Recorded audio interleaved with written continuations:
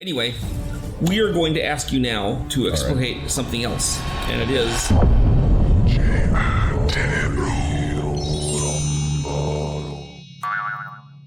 One of Ken's great epics of writing was when he did a description of Jaws. The Jaws franchise, from Jaws 1, Jaws 2, Jaws 3, Jaws 4. Apparently there's now a Jaws 5, is that right? No, Jaws 5 was Cruel Jaws by Bruno Mattei. So got it. So there's Jaws 1 through 4, and the thing that's interesting about it, as Ken points out, is that Jaws, number one, is hands down one of the 100 best movies ever made. It's a great film. Yeah. Okay, and one of the great things about Jaws is I took my wife on a date to it. She wasn't my wife. She was the second woman I took to it because I had already seen it once with another girl. She doesn't know this. Now she's finding out. And my goal was that now that in the first time I saw the movie, when the scary things happened, I would jump and the girl would jump and, it was scary. The second time I knew where the scary scenes were. So when the girl I was dating, Wendy, jumped, I was there ready for it and I could protect her in my strong arms. So it was, that was the goal. So that's a little secret for you who are still in the dating world. Yes. I guess I'm still dating just like the same girl all the time. Anyway, but Jaws is a great movie. And Jaws 2 is this mediocre movie. And Jaws 3 is outright bad. And Jaws 4 is hands down one of the worst movies ever filmed. And while there's lots of film franchises that fall off over time, the Terminator, Aliens, whatever, right? But well, I mean, I guess you could argue that Terminator and Aliens, the second one's good, but the point is that they fall off. They don't fall off like Jaws did. Yeah. So I would like you to talk about how Jaws went. Well, I already talked about it, but I want you to talk about it. Jaws to Jaws 4. What the heck? Yeah, one of the reasons that Jaws stands out and is such a good example is it's one of the few. You said it's a franchise, and it is, but it's not a franchise like now when they do franchises. Almost no one knows it's a franchise. Well, they don't want to ever give it up. So like Halloween started with a manageable amount of movies. Rocky started with a manageable amount of movies, but then they just kept making them like decade after decade. And I also reviewed the 4 first Rocky movies. Yes, which also go down the tubes. But I was also less interested like in all the subsequent. Right. Then they wait 10 years and they make another Rocky movie, and then they. But Jaws Rocky is not as good as Jaws, and Rocky 4 is not as bad as Jaws. Even though I think, if I remember correctly, Rocky won Best Picture and Jaws didn't. But I agree with you. But it's still a worse movie. Rocky's pretty good, but Jaws is. I'm not dissing Rocky. Jaws is amazing. I think Jaws is Spielberg's best movie. I think it's legitimately. You can make a case for that. Like his, the movie of his that should be on the top 100. List, and he made obviously some amazing movies during that period, but Jaws is perfect. So Jaws is this perfect film. So it's if you're trying to look at the collapse of a series or a franchise, it starts so well, it gives you a very high height to fall from. But I do like that. Man, does it fall? It really does, and it falls in this like perfect. Each film gets worse kind of way. Yeah, like I said, the second movie is like kind of okay. Yes, even though it's not great. It's forgettable. Right. I do not remember the plot at all. Yeah, it's characteristic in the way that it falls. First of all, like a lot of people involved with the first movie are not involved in the second movie. That's always a bad sign. Jaws is, I'm sure most people know, has like 3 stars because you have Quint, the captain, and you have Brody, the police chief, and then you have Hooper, who's the shark expert. Right, the shark guy, and the academic. Yeah. And spoiler alert for a movie that's almost 50 years old, Quint gets killed in Jaws, so he's not coming back for the second movie. Hooper doesn't come back, so really it's just Roy Scheider. Spielberg didn't come back, so really Roy Scheider is the only one. The Lorraine Gray, who played the wife, and that's important to know for future movies. She came back. It is funny because it elevates really minor characters from the first movie because they're the only ones they were in the first movie. It's sort of like in the last, which everybody says is awful, the last Halloween reboot movie, that they bring back the woman who played the nurse from the first movie, who's in the movie for like 5 minutes. Yes, she's only there to get killed by Michael Myers. Well, no, she's in the car with Donald Pleasance. Oh, okay. When they're driving back to the Senate, and it's so that Donald Pleasance even more obscure can expository about Michael Myers and how evil he is, and And so 25 years later, they bring this actress back who was in one scene. Because it's like, remember, she was in Halloween. And it's like, okay. Don't remember her. It's like, I remember Donald Pleasance, though. Yeah. Remember this woman? She was like Roy Scheider's secretary. She had 3 lines of Jaws, and we brought her back. So aren't you happy? So the movie is much more poorly directed because it wasn't directed by Steven Spielberg. The writing is much more broad. They decided to appeal to teens by killing teens?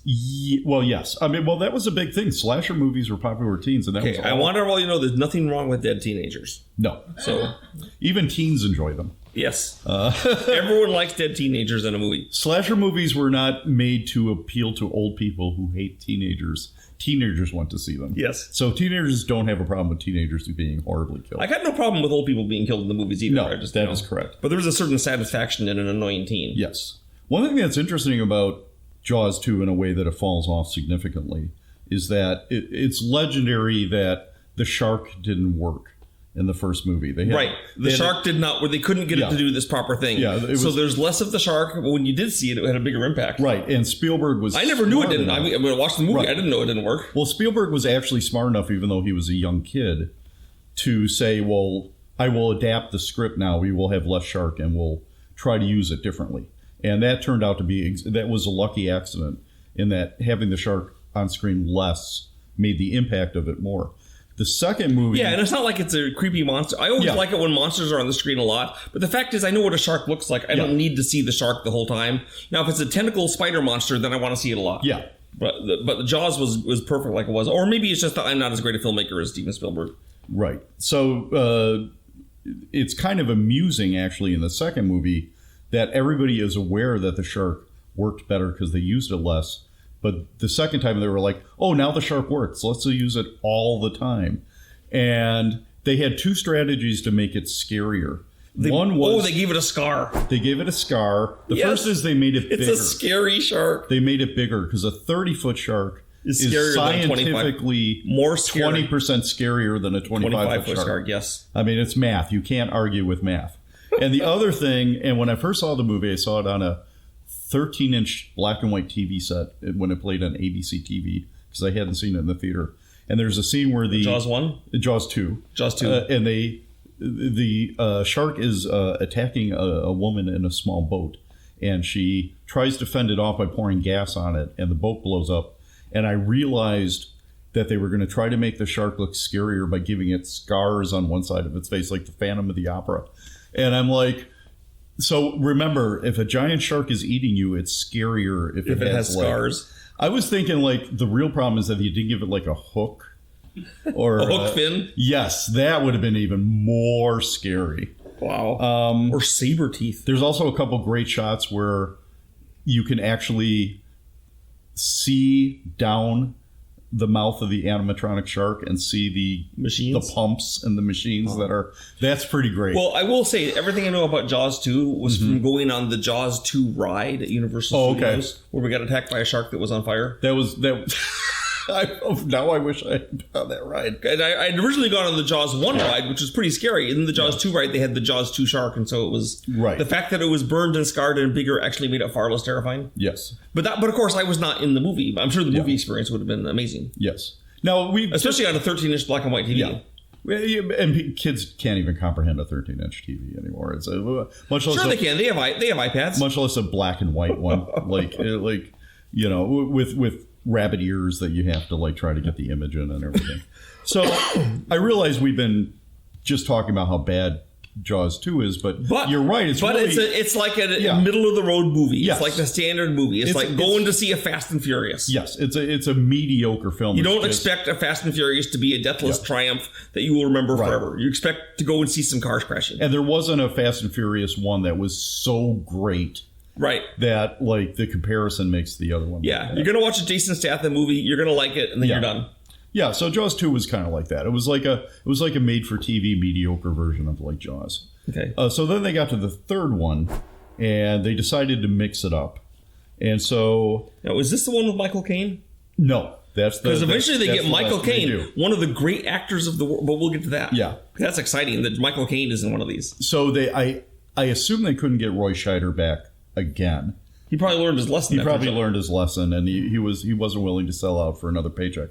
So what they did is, anyone who's seen Jaws, two of the characters that are really not very involved because they're kids, the sheriff and his wife have two young children, two young boys. Who figure largely because they were in the water during one of the shark attack scenes. Yes, and they were scared. He was scared for the kids. Now, he yells at the mayor because he's scared for his kids, and he's kind of unfair because unlike every other time this trope is done, where the mayor is bad, the mayor actually wasn't bad. He just really wanted the shark to be gone, and his kid was out there too. Yes. So and every other time it's like, oh, the mayor's evil. He must have the regatta go because he's an evil greedhead. He was deluding himself as much. But in the first one, he just made a mistake. Yeah. And in fact, they did make the kids more important in the second movie because, again, it's about their teenage friends. Well, they're older, too. Yeah, and it's about their teenage friends, and Roy Scheider basically has to go out to save all the teenagers. That's what the second movie's about. So the third movie, they get rid of the adults entirely, and the plot is what about the mom? Is she Rain Gray? No, she's not in it either. Okay. But so the connection is really ephemeral. Like, they could have skipped it entirely, but they were desperately trying to tie it into the first two movies. Okay. So the main characters are the now grown-up versions of the brothers, one of which is played by Dennis Quaid. And one of the things about the movie that I like, 3D. That's why they made it. Jaws 3D. And that's always going to be good. The thing that I really like about the movie is all the stuff that's not about the shark is more interesting than the shark stuff, which is really not a great Jaws movie attribute. Like, you're supposed to like the stuff with the shark. The characters are actually charismatic and fun, and you almost wish the movie was just about them hanging out and going to bars and like dating and stuff. Like that. It's kind of weird that the Jaws franchise went the route of having to be about the people, because I've always loved the fact that in the Blind Dead franchise, which I know I just jumped tracks to a whole different railroad, but in that, each film is about a different occurrence of the monster. Yes. And the people have nothing to do. There's no reason they would have anything to do with each other. Whereas in Jaws, they could have had just sharks appearing. But they don't. They have it's about the people, not the shark.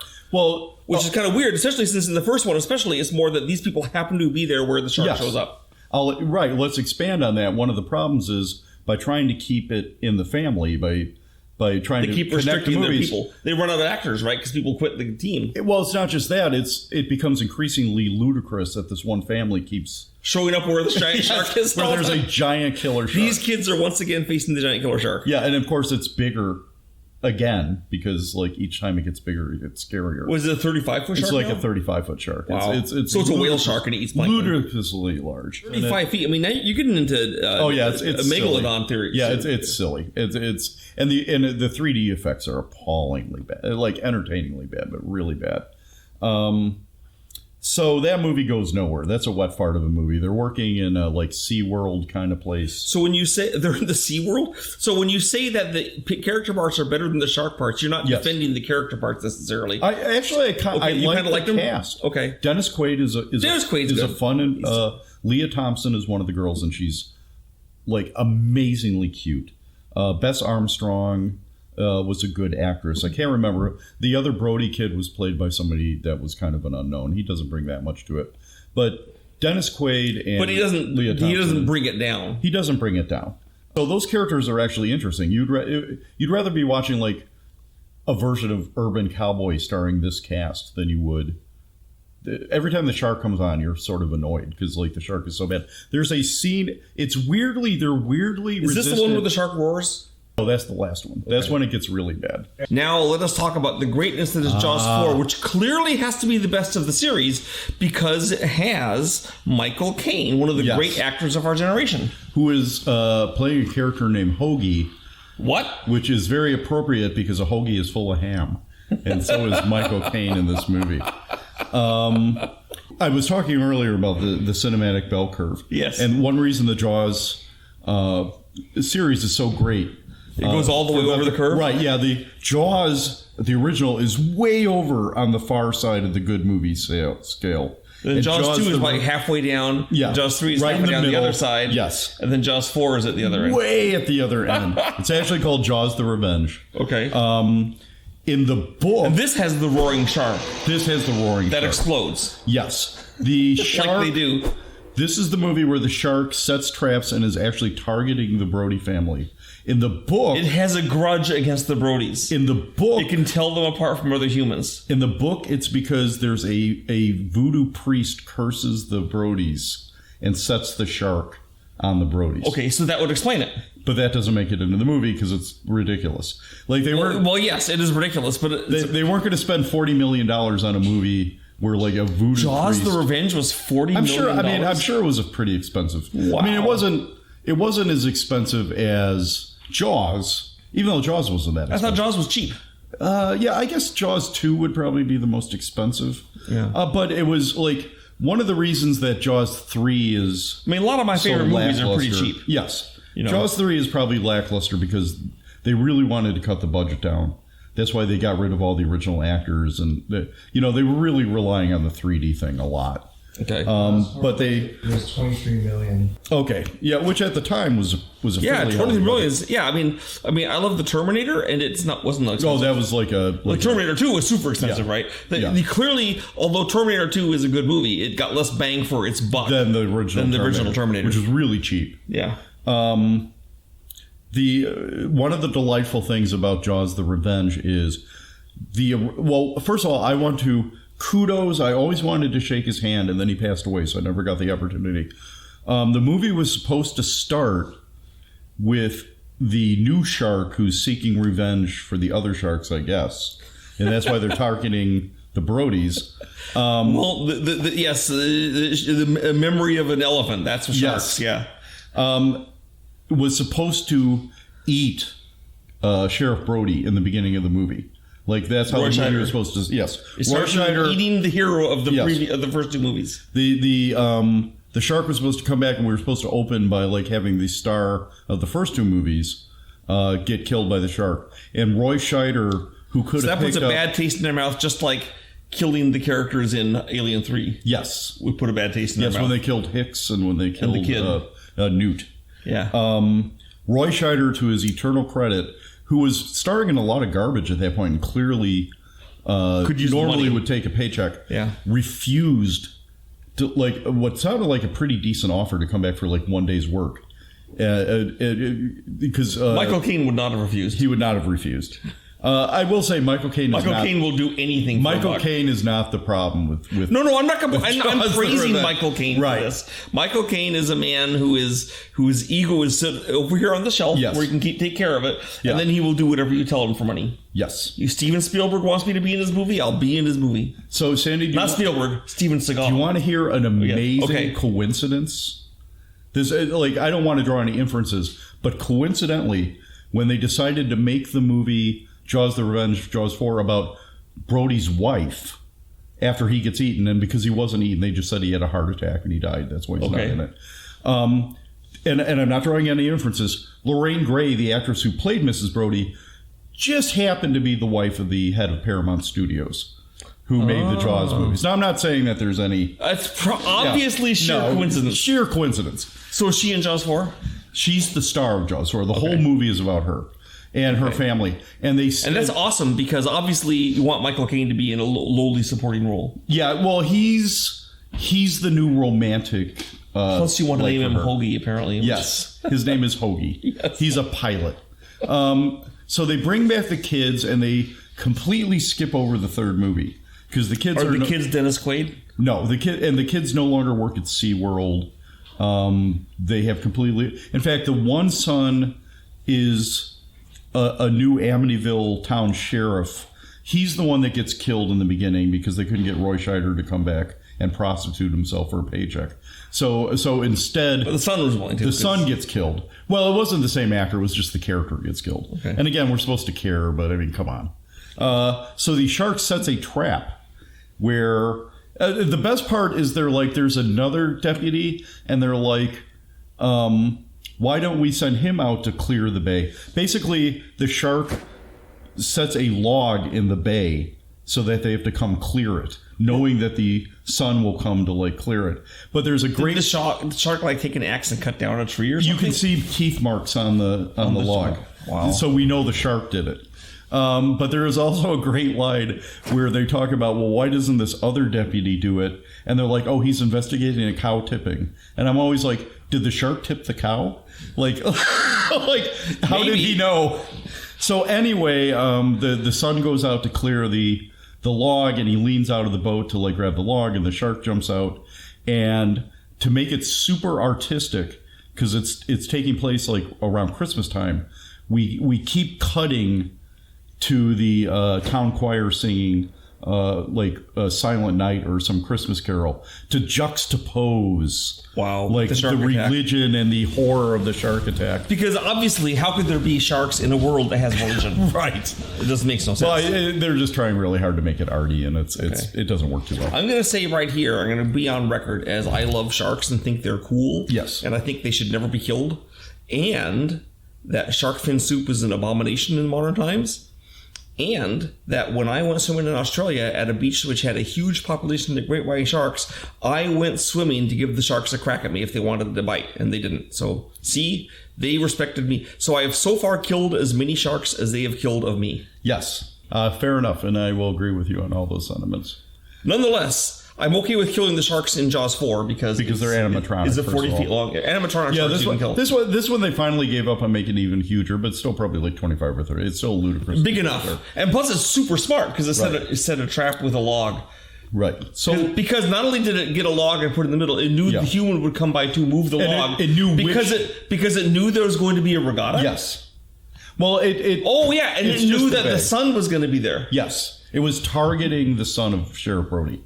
So then, like, he's killed, and then Lorraine Gray is all sad because her son is dead, and she's also like, again, they really try to tie in the Brody thing. He's like, he died of a heart attack because of the shark. Like, so they really try to make it hard to, like, the sharks are responsible for, even though he died before the movie started. So sharks cause cholesterol, I guess. I mean, exactly. See, don't eat sharks. High cholesterol, you get a heart attack. So like Sheriff Brody did off screen.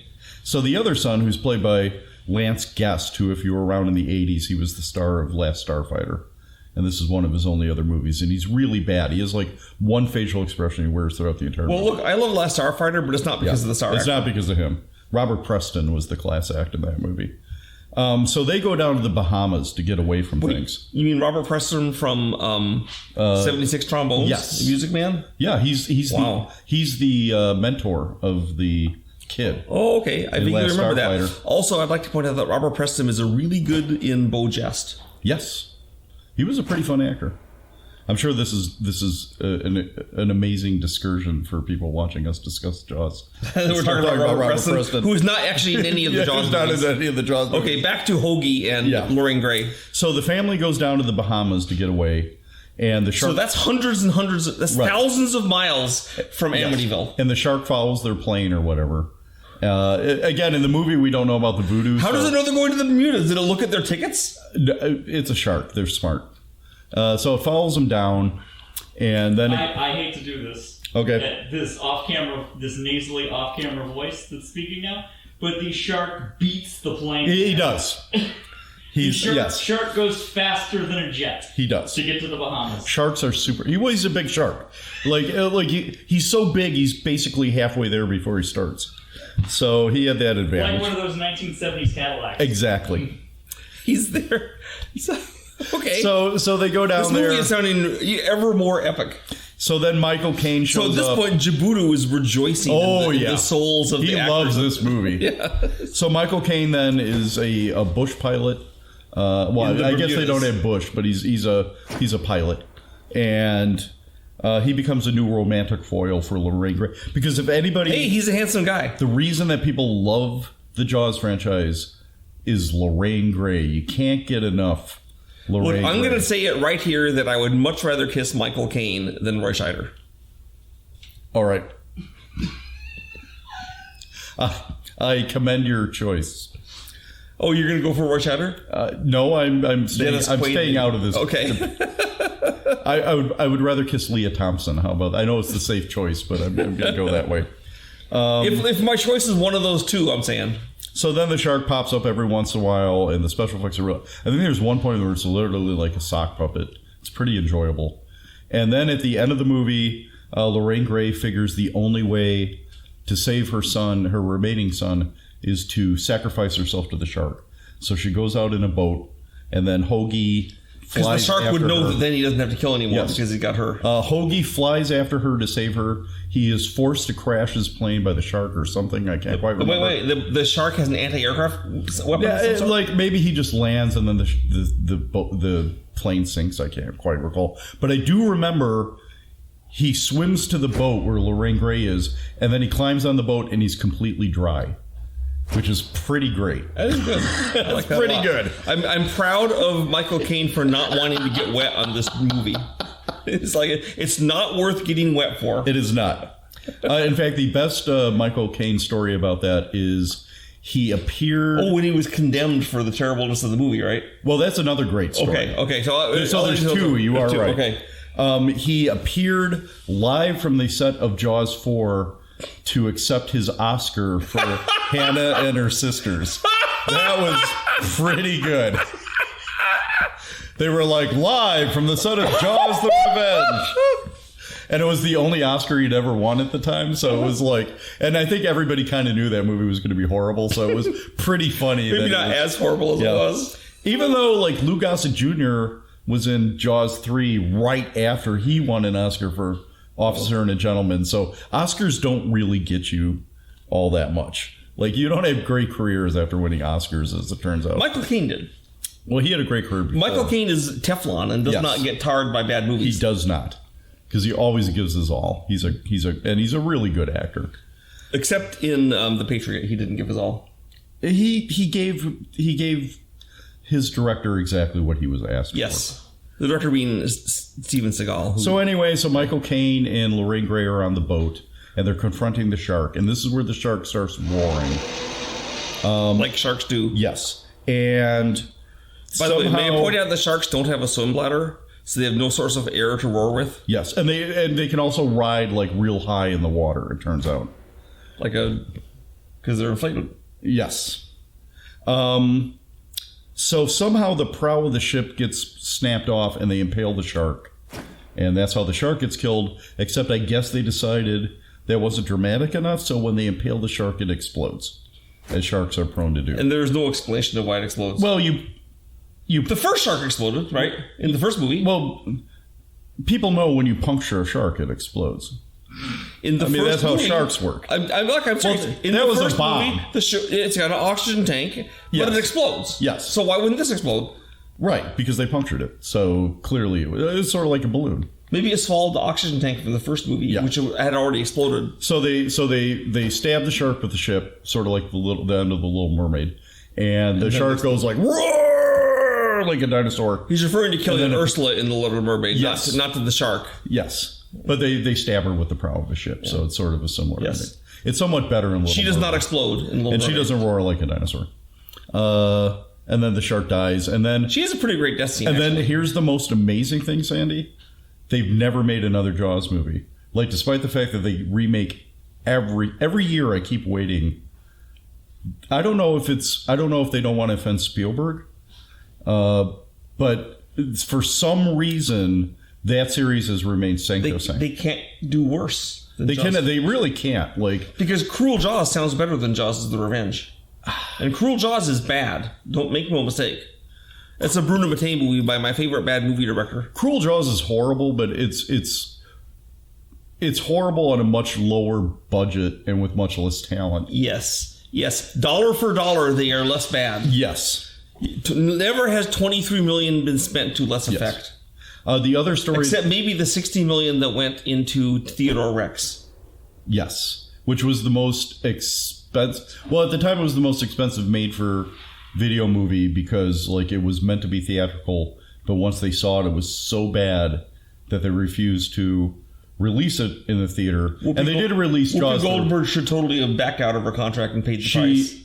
She did not want to get sued. She did not want to I don't blame her for not wanting to get sued, but man alive, is that a bad movie? But she was figuring nobody would see it, and she was Do not see Theodore Rex. Do not see Theodore Rex. Jaws the Revenge, you should see.